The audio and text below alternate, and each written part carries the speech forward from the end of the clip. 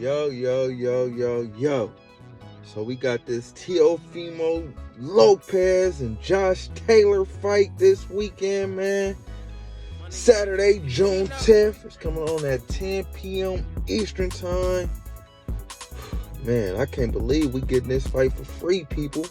It's a free fight on ESPN. Could be pay-per-view. It should be pay-per-view, man.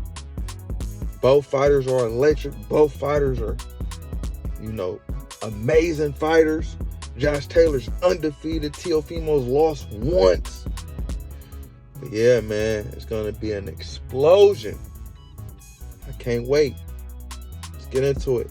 Teofimo Lopez, he's 18-1, 13 KOs, 25 years of age. He's Orthodox style fighter, stands at 5'8" with a 68.5-inch reach. He's from Brooklyn, New York. He's a 2016 Honduras Olympian. He's the former IBF, WBA, and WBO champ at lightweight. Teofimo Lopez. Let's get into his opponent, Josh Taylor. Josh Taylor is 19-0. 13 KOs, 32 years of age. He's a southpaw. He stands at 5'10" with a 69.5-inch reach. He's from Scotland. He's the former undisputed junior welterweight champ. Only the fifth male to do so in boxing in the four-belt era, And he's the second Scotsman after Kenny Buchanan to do so. And again, he's the first Scotsman in the four-belt era to get all four of those belts and become undisputed champion. Josh Taylor, man. Woo! Like I said, people, it's going to be a hell of a showdown. You got Teofimo Lopez, 25 years of age. It was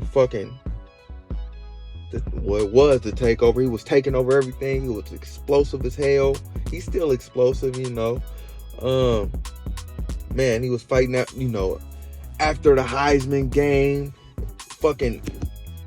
most years, in the beginning of his career. He was looking good, man. He was looking like Bob Arum's star pupil, looking like his biggest money prize, But all that changed in one night, man, when he lost to George Kambosos. And yeah, man, it all went out the window. I feel like Teofimo. Yeah, and before I even go further into the fight, they keep talking about Teofimo as the undisputed champion. Even when I looked him up on Wikipedia, Wikipedia said he was the undisputed champion. I don't know what the hell Wikipedia is talking about. The franchise belt is not a real belt. Who the hell has got the franchise belt after they gave it to Canelo and after they gave it to Loma? Who else has got a franchise belt? Nobody. They made it up. It was something they made up on the fly, and they haven't said anything else about it. It was a privileged belt. So I don't want to hear anything about that franchise belt. You're saying you're undisputed because you got the franchise belt. Cut it out, buddy. Never been undisputed. I agree with Josh Taylor.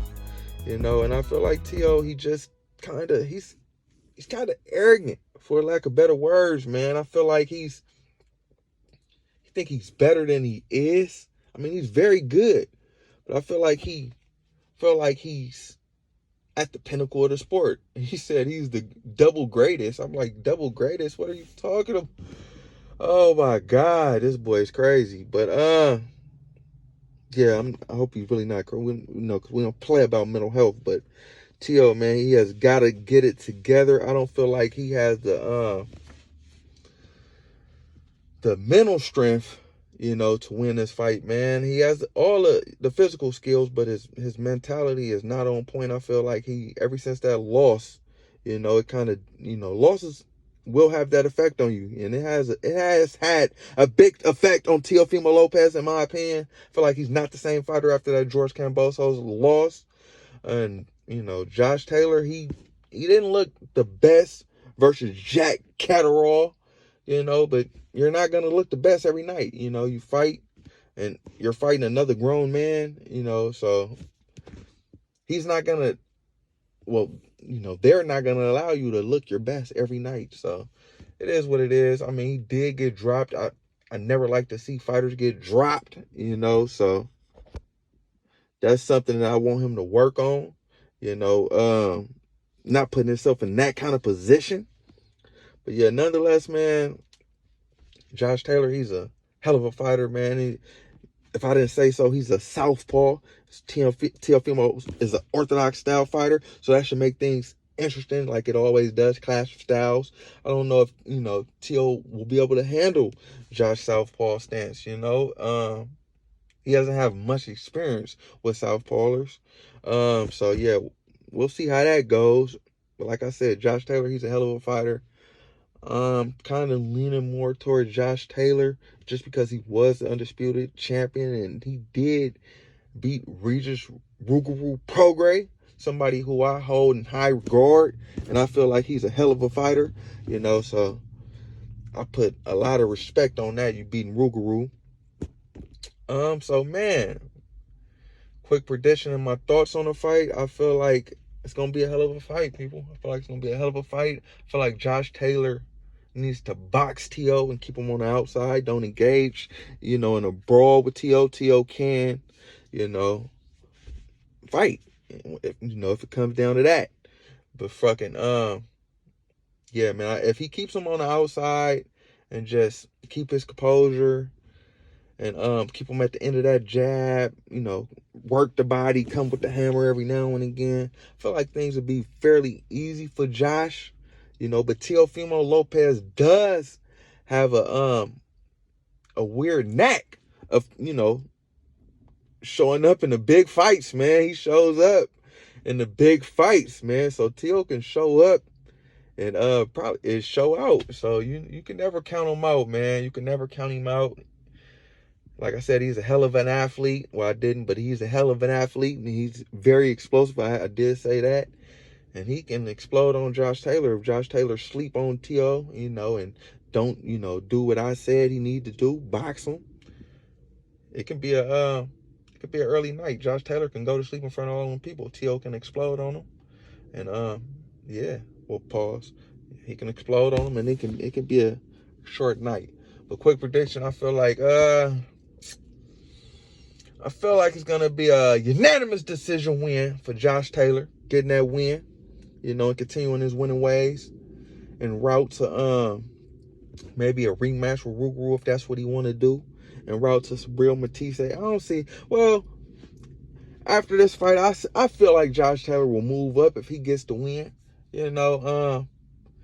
He said he'll fight Devin Haney or some of those big money fights at 140. Devin Haney or Ryan Garcia. Some of those big money fights. He was already undisputed, so I don't see him, just hunting down every champion trying to be undisputed again. There's no point. Either get those big money fights or move up. So that's what I see Josh Taylor doing. If he gets this win, if T.O. gets the win, same thing. Get those big money. Well, not really. I see T.O. chasing to be undisputed because he really wants to be undisputed. You see how he claiming it when he had the franchise belt and not the real WBA belt, So I think he wants to be undisputed. So if T.O. wins this fight, I see him, chasing to be undisputed. Going after Matisse, going after Regis, going after Devin, going after not Devin, Rolly. Going after all the 140-pound champions, man. And trying to be undisputed. And actually not trying to fight Devin, and people who don't have belts. But yeah, man, it's gonna be a hell of a fight.